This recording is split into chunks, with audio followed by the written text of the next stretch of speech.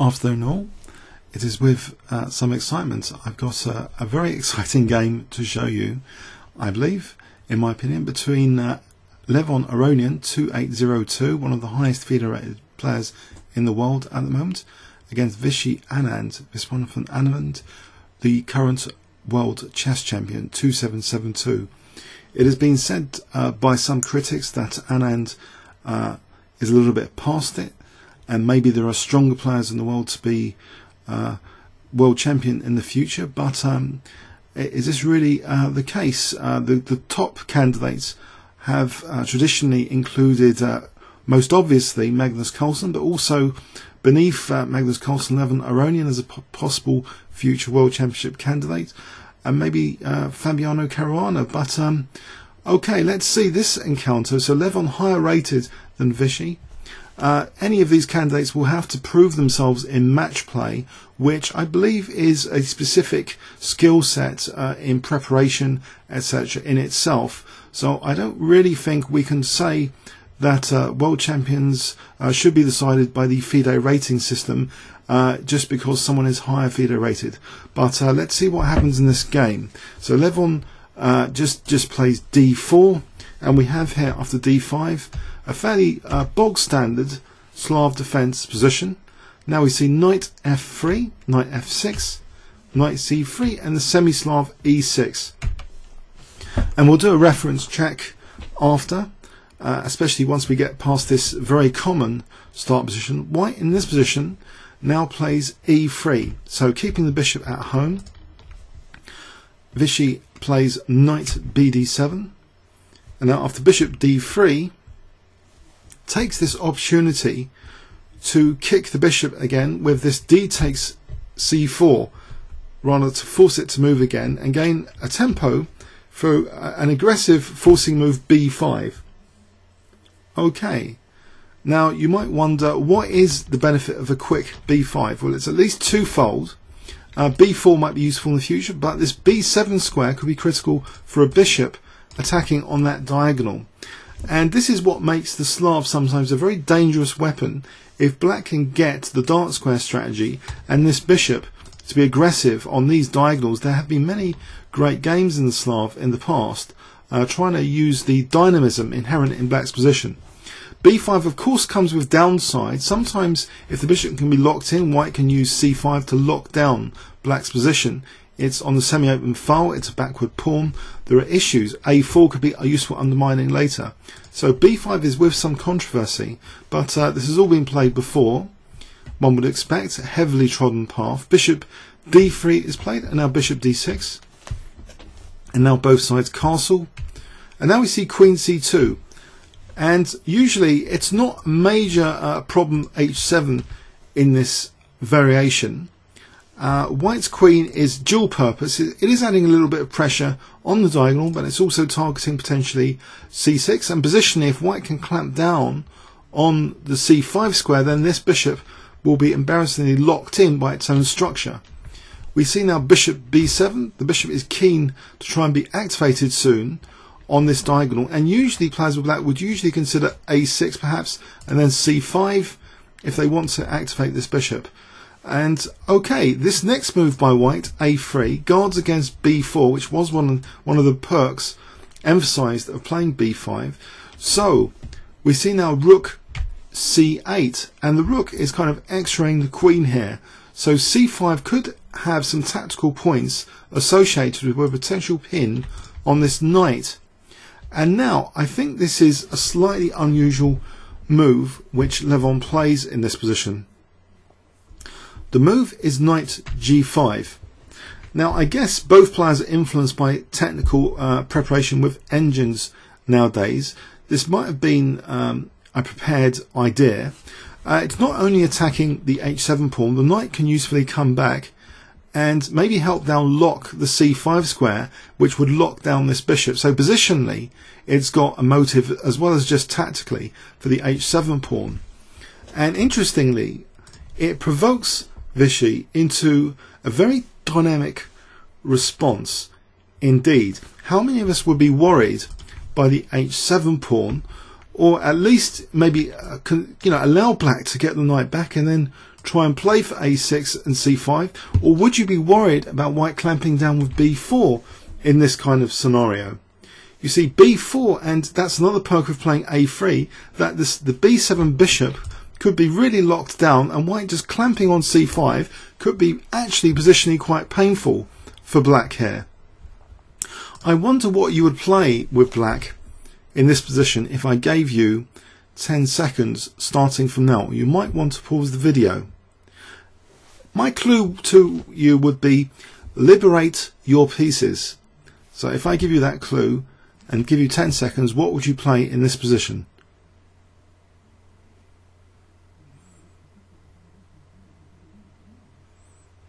Okay. This looks like an amazingly dynamic move, c5, offering two pawns simultaneously, b5 and h7, and saying to white, I'm going to sidestep and cross over your plan totally. I'm not going to have my bishop hemmed in. It's going to stretch here and it's going to attack the white king. And also, if you look at this move, the slight downside, a weakness of the last move, why is it that the knight is classically put on f3 instead of e2, was a question I read just recently on Reddit Chess, and I tried to answer it from fundamental strategic considerations. A knight on e2 is not centrally focused as it is on f3. It's only focused on the d4 square and the and if you put a knight on f3, it's focused on d4 and e5.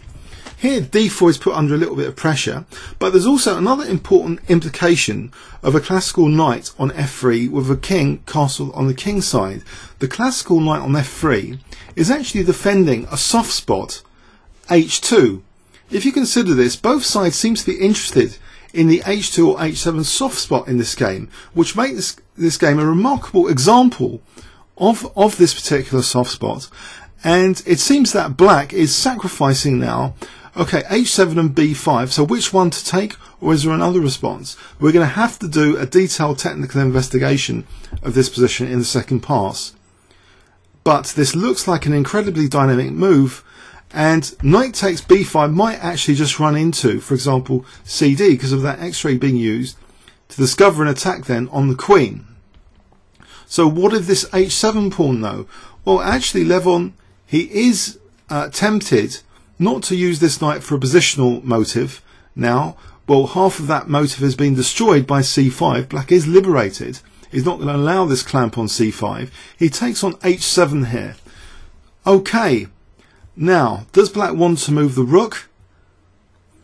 Well, the classical knight on f3 is defending the soft spot h2, and this looks like a very logical idea now, and a brilliant idea at the same time. Different perspectives. You could say this is brilliant, you could say it's simple, multiple perspectives, but what would you play in this position if I give you 10 seconds starting from now?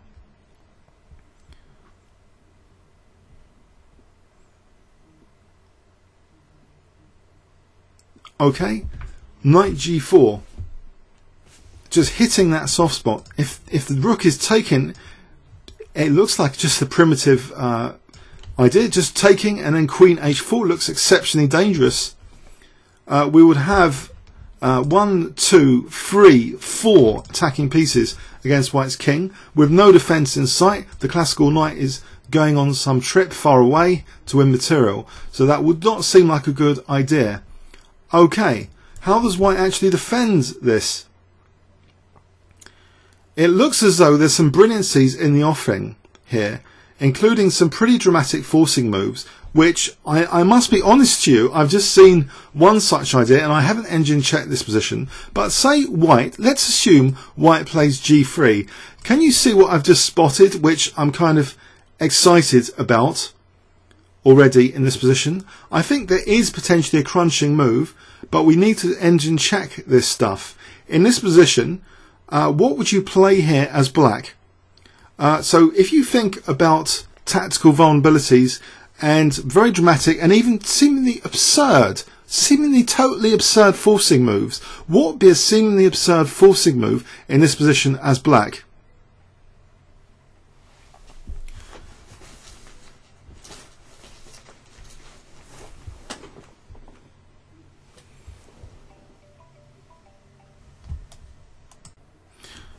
Okay, the move that shocks me, if this really does work in this position, is Queen h4. So it is a forcing move, threatening mate. And if we take, I think Bishop takes h2 is indeed checkmate.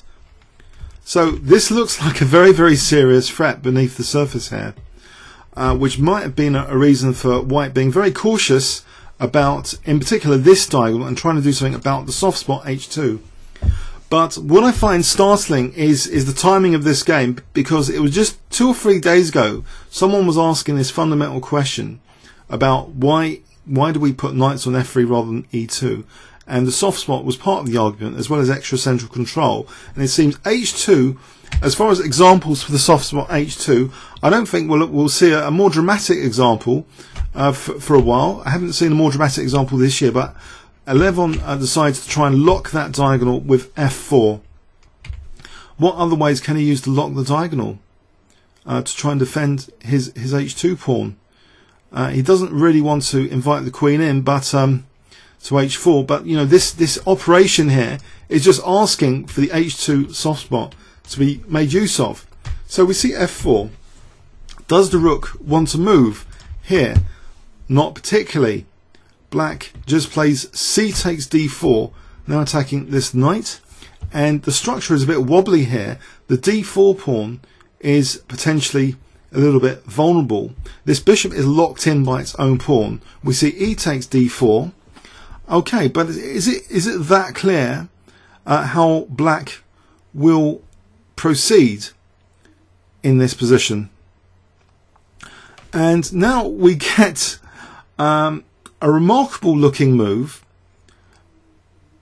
indeed. Okay, so I wonder if you can spot what Black plays in this position, and we should flip the board after for the second pass as well. What do you think Vishy Anand plays in this position if I give you 10 seconds starting from now?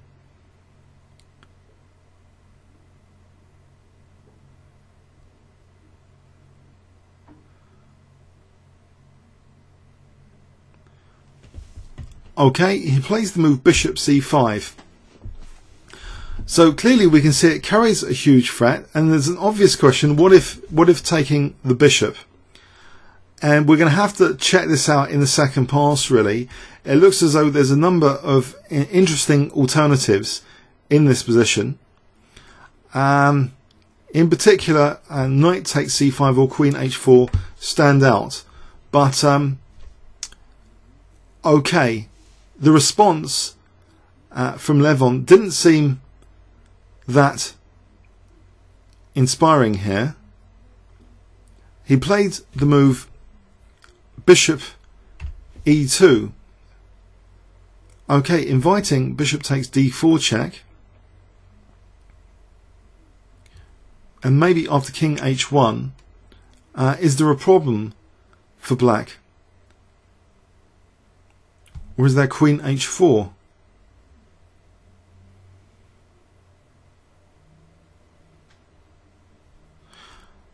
It looks incredibly strange, this position, as though the game score's wrong, because now, instead of even bishop takes d4 check,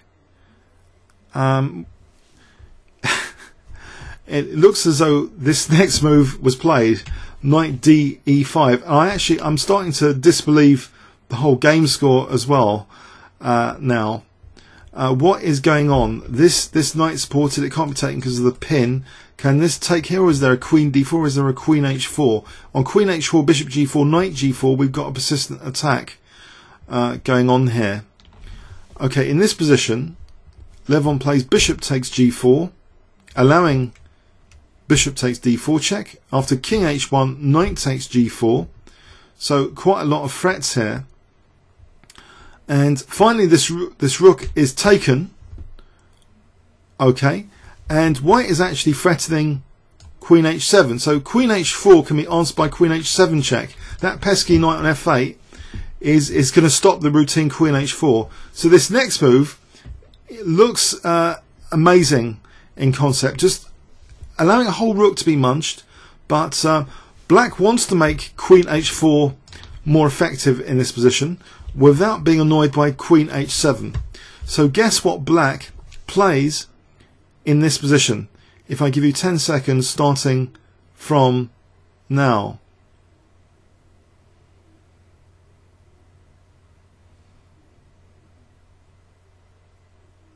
Okay, black plays f5.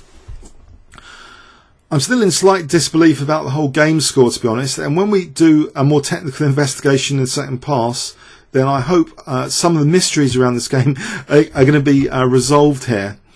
So at the moment, queen h4 is a major threat, and it seems white's next move is against that, with knight g6 to stop queen h4. But then we just see queen f6. Black is taking his time. He's attacking that knight clearly, and the attack's going to be carrying on here soon. White now plays h3, and now we see queen takes g6. Of course, we can't take it. I think we're going to just get mated with queen h6 or anywhere on the h file. This bishop's stopping the king coming out. We see queen e2. Queen h5 now carries a very, very serious threat. Queen takes h3 because of this pin. Queen d3. It's as though Aronian. I've never seen such a horrific game. If this game isn't a misprint, I've never seen such an Aronian disaster game ever. He's supposed to be 2800 FIDE, and it just shows the great dynamism of chess that this can happen to someone. That in this position, black finishes off with an absolutely crushing line blocking move. That's the clue, a line blocking move, because white's holding on by the skin of his teeth to that h3 because of this enormous pin on g2. So can you see what black played in this position to try and make queen takes h3 more effective, in effect? If I give you 10 seconds here, black to play.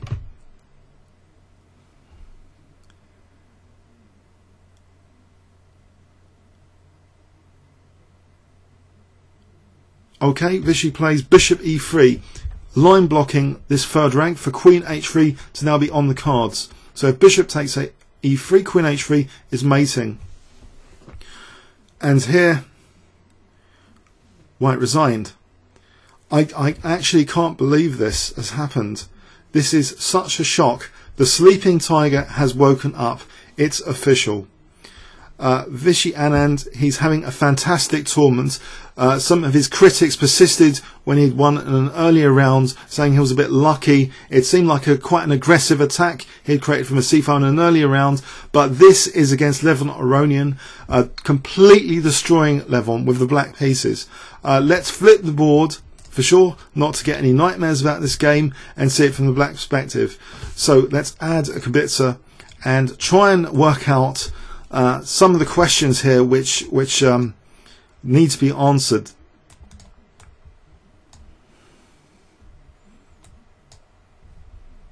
Okay, so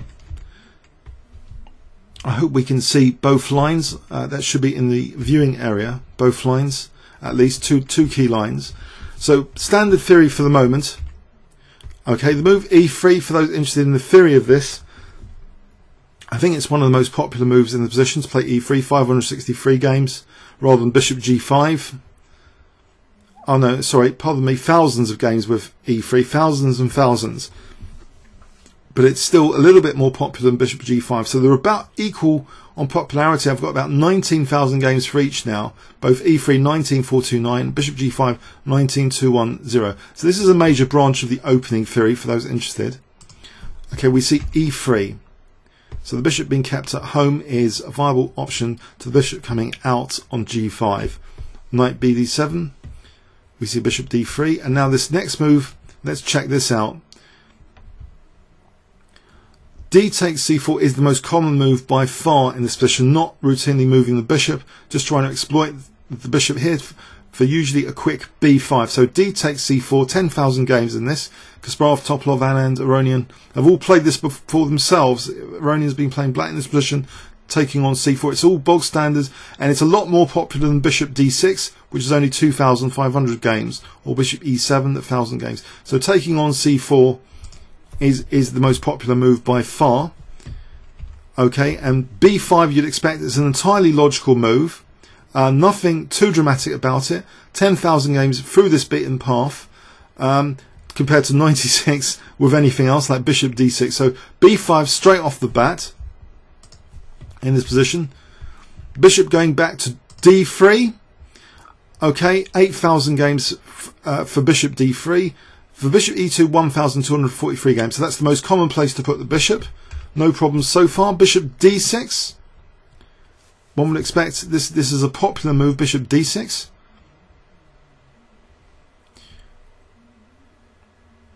No, actually it's not, interestingly. The most common move in this position on move 8 is apparently a6 with 3,711 games, followed by bishop b7, 3,200 games, b4, 782. Bishop d6, a rarer bird. It's been played by Aronian himself, as well as Anand, Liko, Grizchuk. So both players have played this move, bishop d6. It's been played 490 times on this database, on my local database here of key games. Okay, so bishop d6. Now white castled here. Is that the standard move? It seems to be the most trodden path to castle rather than e4. e4 46 games, castling 350 games. Black classing in return. Often both sides castle one after each other in a lot of games. Black castling is the most popular move, not bishop b7. That's 42 games, but castling 362. Queen c2. Okay, the most common move here apparently is e4 with 98 games. Slightly less common is queen c2, still quite popular with 66 games. Topalov, Anand has played queen c2 here in this position. Kopian, Anjanov. For e4, exponents includes Vidler, Van Welly, Tomaszki. So, okay, it's still all a very beaten path with queen c2. Now, bishop b7. Are we deviating yet from the main beaten path? No, this is the most common move in the position. Kramnik, Aronian, Liko, Grizchuk have all played it before. Bishop b7. So, standard position. a3. The move a3 is one of the most common. e4 is also common. 115 for a3, about the same for e4 here. Looks entirely logical. Now the move rook c8. Is this starting to be a novelty? Yes, it is. In this position, rook c8 is slightly unusual. The most usual move is a6. 45 games. a5, 34 games. Queen e7, 34 games. The move rook ac8 has been played 14 times before, including Flipov and Sedlak have played this move, rook ac8. An interesting move. And it provokes a very interesting response. Knight g5. Can it really be that a beginner's question on Reddit the other day can have such huge dramatic example in this game of the classical knight? The purpose of the classical knight on f3 is really being tested by black's play here and white's play. That can the knight really legitimately go to g5 in this position? Is this a potentially huge blunder? In this position, the move knight g5 is not on my database. We've gone off the rails here, guys. We've gone totally off the rails. Rook fd1 6 games, b4 4 games, h3 2 games, king h1 1 game, bishop c1 to d2 1 game, e4 1 game. Knight g5 is nowhere. Is this a prepared novelty? Knight g5. Does it break the classical rules that the h2 square is a little bit of a soft spot? One implication as well, is there a little temptation to play check and then knight g4? Let's have a quick look at this. The engine was initially tempted by just simply trying to play this. White would have, I guess, adequate compensation for the pawn, making this unattractive. So f3, and I think this starts to be very unattractive. b4, and what we've done strategically is lock down this bishop, and c5 is not really on the cards as much now, and this looks to be quite a painful position for black, this kind of scenario. So that move, which would seem to be the most obvious way of punishing this knight g5 to take on h2, is not good at all. So c5 is the extremely dynamic choice here that was played, and is the move which the engine quite likes as top move, c5. And we see the engine liking white's position here, 0.41, to take on h7. If we take on b5, for example, let's have a quick look at taking on b5. Black apparently is better with check. If king h1, taking on d4, that hits the queen. Queen d1, because the queen was attacked. Bishop just comes back, and this doesn't look like a great position for white. We can kick one of these knights back without any knight h7 being annoying, because the queen's not helping for knight h7. And black looks to have a great position here. Look at these ferocious bishops, and it seems queen h4 is still on the cards. And if white had routinely played knight f3, why knight h3, you might be wondering. We can kick this knight back, maybe, and then queen c7 now threatens bishop takes f3. Look at this damaged king side. It looks appalling. This kind of pressure on the diagonal looks as though the white king is really, really shaky in this line. So, okay, it looks as though knight takes b5 is out of the question. Just because a bishop takes h2 and c takes d4, attacking the queen, then both knights get kicked back and the king gets demolished, in a nutshell. So forget knight takes b5. Anything else to consider? Well, in the game we saw knight takes h7. What about bishop takes h7? That's mentioned by the engine. Bishop takes h7. King h8. And let's say f4. Is this really stable for white? It looks a little bit like a close relative of the game continuation. Or is it? Queen b6 here or knight g4? If knight g4, does that fell? Yes. Bishop g8. White will be threatening mate here. And this looks very unpleasant. Black will be getting dismantled. So, no. No knight g4 here. Let's go with the engine recommendation in this line, queen b6. And it looks as though white's okay here. But I think we need to put these under extreme depths to actually get a greater truth here, because this could have all been a prepared line by Vishy with engines. We don't know. He could have been using very, very powerful computers in this sort of position. But it looks as though bishop takes h7 looks at this moment on this depth to be a viable alternative to knight takes h7. So maybe that could be a technical exercise for you guys in this position. Pardon me. So bishop takes h7. Is it any good to play bishop takes h7 instead of knight takes h7? After knight takes h7, we see the move knight g4 now. Okay. And white responded with f4, which seemed to be a total disaster, and the engine is labelling as slightly better for white. What on earth is going on here? Okay, if knight takes f8, this is just absolutely crushing. Just the queen invasion to h4. That classical knight is missing here, and white is getting mated. It's forced mate. We can just show that it's an absolutely forced mate. Well, there's no need to prove it from here. It's a total disaster. Okay, okay. So let's go back. In this position,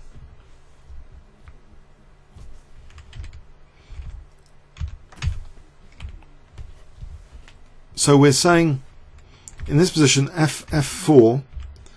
Sorry, h3 we've mentioned here as a possibility for white.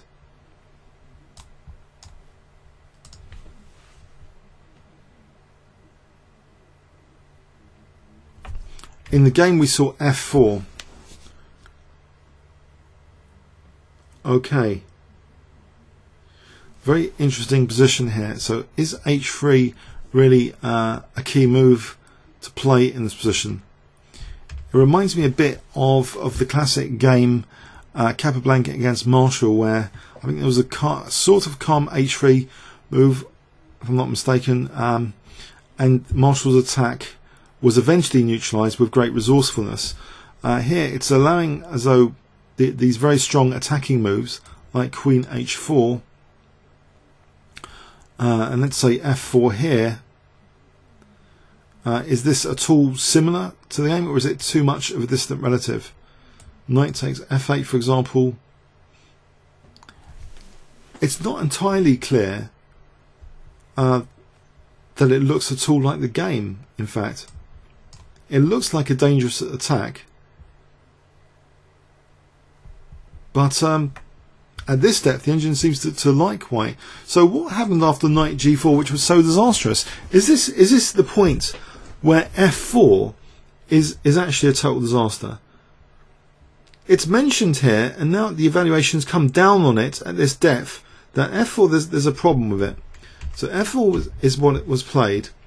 Black is fretting. Let's do a fret analysis on g3, just to emphasize if my intuition was right or not. Is there no threat of queen h4?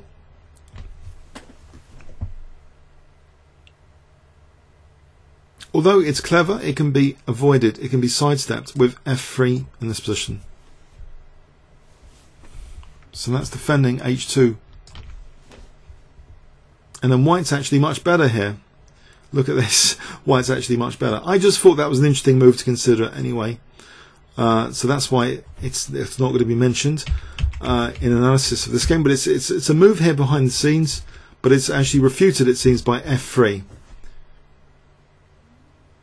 Okay. So the move g3 might be ruled out, but the move h3 seems to be surviving some analysis here as a way for white to get an advantage. So in the game we see f4 and black playing c takes d4, and now the engine thinks black has virtually equalized. Look at this 0-0 evaluation. So we see the move e takes d4 in response. Should the knight have taken the rook here? Very interesting. If the knight had taken the rook, bishop takes f8. Let's say bishop takes f8. It's such a tactical position. I dread to be too quick on what is a great move here. I mean, what about? I guess queen h4 is easily parried by h3, or better is just g3 here, and again using that queen to defend like this, h2.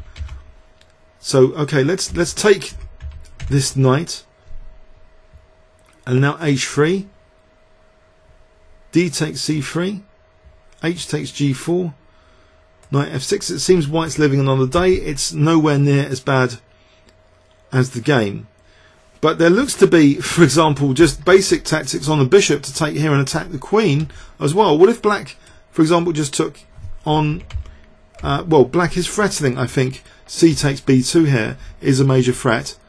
How would white parry that? Just taking here. Okay, knight takes g4, and it looks as though this looks as though queen h4 is really being invited in this position, and it seems, I think the engine now thinks black is better in this position, but not by a huge deal at the moment. Or is the evaluation changing quite rapidly? Black is the exchange down with very dangerous attack here. Very interesting position. That bishop e4 actually locks down bishop on c1 and locks down white's pawn structure. So let's say rook a2, bishop. Can the bishop move? This is good compensation for the exchange. Surely, and actually it's assessed as slightly better for black. Okay, so very interesting dynamic positions here. So after c takes d4, we see e takes d4, and this might be this is not mentioned by the engine. This might technically be a problem.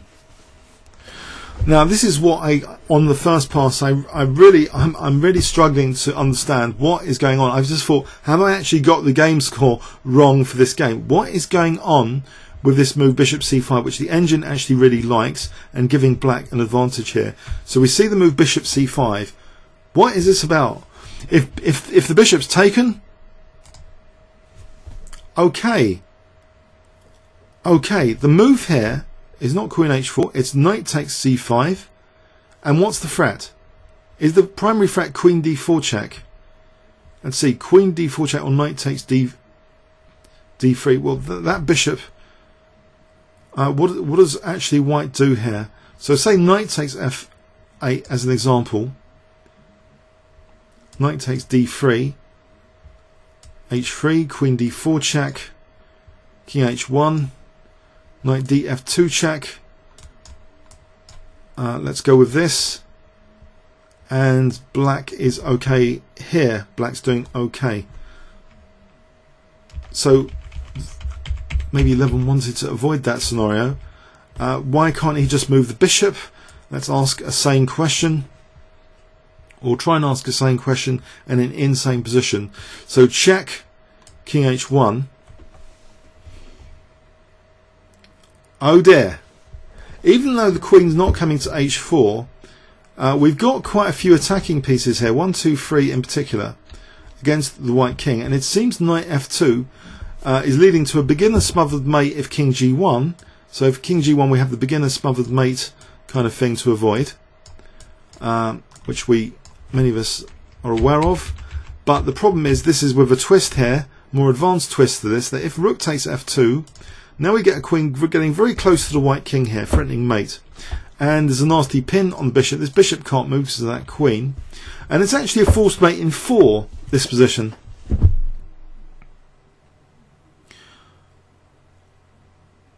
Shocking. White is defenseless here. In this position, white is defenseless, it seems. There's just ridiculous ways to delay being mated. On top of g2, even queen e1 is threatened here because these guys are not even out of the box in this position. Even the back row is weak. So this is unbelievable. This move bishop c5, I don't know if this is all preparation and stuff, but bishop c5 looks like an absolutely killer move in this position.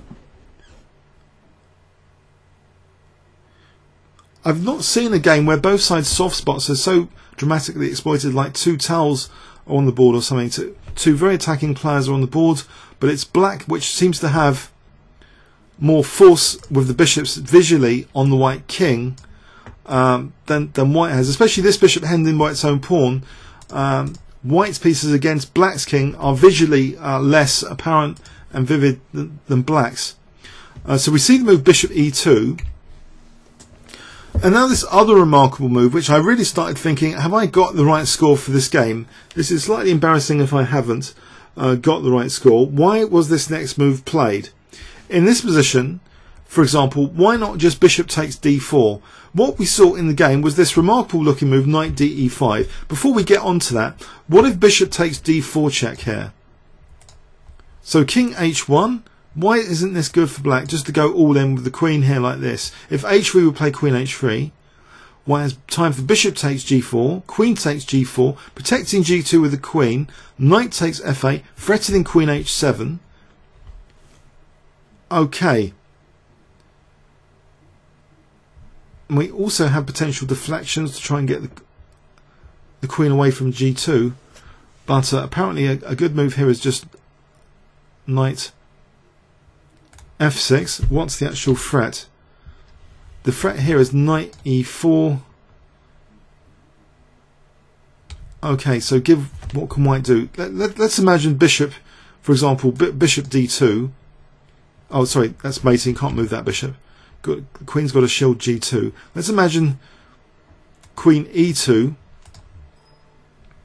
queen h3.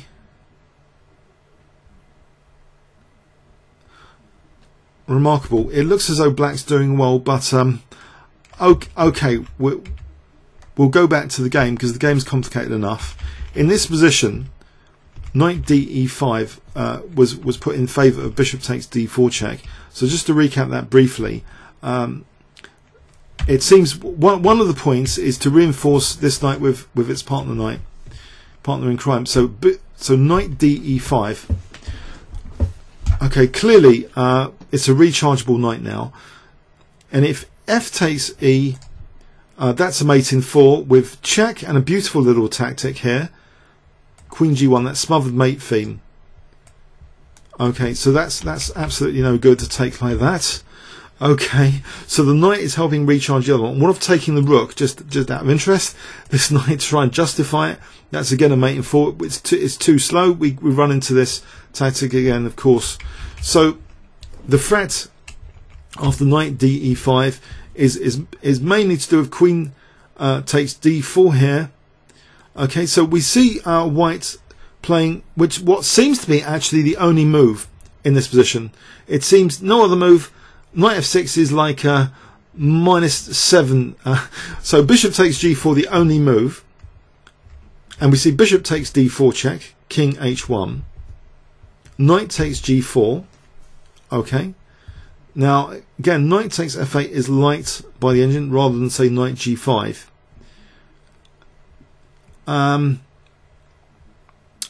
Very interesting. So if knight g5, in fact, is black doing well, I think the engine's really pushed up the evaluation here for black with the move f5. f5 does mean, I think, actually that rook f6 to h6 is introduced as a threat. And then indeed I'm right. Rook f6, rook h6 is a killer maneuver here. I guess, is it safe enough to play bishop d2 here without getting mated or not? I think rook f6 anyway in this position.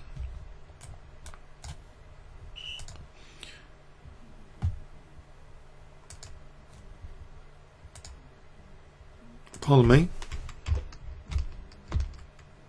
So we're saying knight g5 f5, bishop d2 rook f6. This is quite an onslaught. h3, rook h6. What are the key threats? Well, maybe queen takes g5 now is threatened with the idea of rook takes h3 mating. I think that's the key threat. Queen takes g5. And this is starting to look quite bleak for white to try and defend against this tactically. So say rook f3, bishop takes f3, knight takes. Let's go with queen. This is getting ridiculous, but queen d5 looks strong tactically, just to put even more pressure on the 7th rank if that's taken. And now the threat, I think, is rook takes h3 here with queen takes f3. And if white takes here, rook takes c2, there's a great deal of pressure on white in this position. If knight takes d4, rook takes d2, and black is material up here, and it shouldn't be a problem. Okay, it's just lots of material up. That looks to be an easy win there. So it seems in this position, knight g5 has an issue with it in a nutshell, that f5 and rook f6 to h6 is very strong in conjunction with ideas like queen d5 as well. So knight takes f8 is maybe white is threatening now. Queen h7 is the threat here, and that stops with f5, and now black is threatening queen h4, and that's very, very dangerous in this position. It seems initially that the engine was actually optimistic after taking the rook for a moment, and has changed his mind with the strength of f5 for a slightly different reason of this queen h4 without queen h7 here. So white plays what seems to be the only move, knight g6, to maybe stop queen h4. If queen d3, let's go with this, queen h4, queen g3. And in this position, I'm a bit suspect about this h-file. So black just takes, pardon me, takes here, and I think there's a subtle threat of just moving the king and rook h8. If we did a threat analysis here, king f7, just getting the king out of the way for rook h8 is the major threat, which I believe it looks unstoppable. So say rook d1. Well, that's just offering the rook as well. Knight f2 is good enough there. But if white does nothing, then just in this position, the extermination with king f7 will occur. So that looks entirely unpleasant. The bishop the king is just stranded. So in this position, it looks as though f5, white has had it. Let's try and look at other defenses just for those interested. Okay,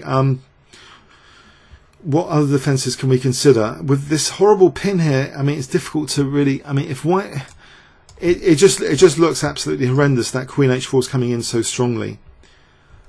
And this really relates to, you know, what was, I thought, a beginner's question on Reddit the other day about the usefulness of a classical knight on f3.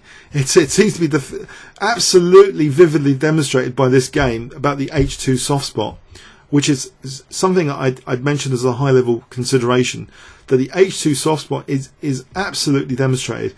Queen f6. This knight is not really being given time. If it tries to get back to the centre, let's say, for argument's sake, there's a crushing move here. Forget queen h4.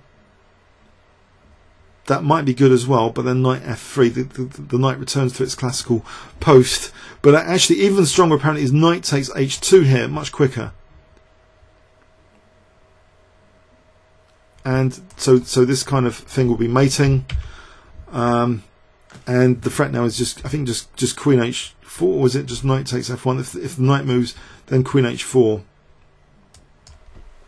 If the rook moves, then or queen h6. What's wrong with queen h4, you might ask?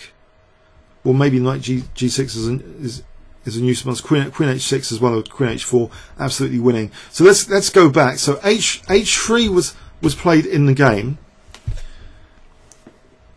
And just absolutely crushing move. So h3 is the best of a bad position, apparently. One of the best moves of a bad position. As well as queen e2. So queen d3, queen e2. That was played eventually anyway in this position. We see the move queen e2.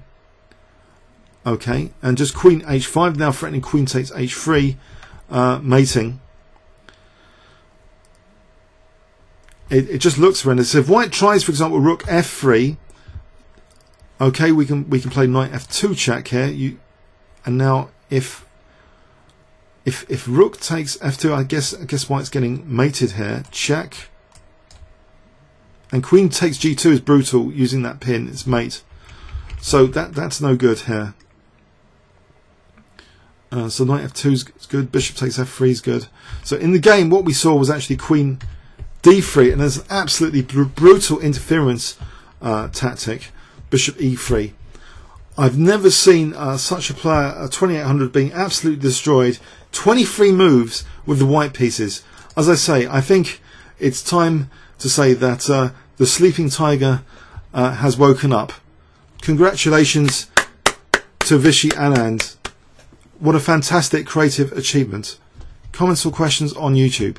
Thanks very much.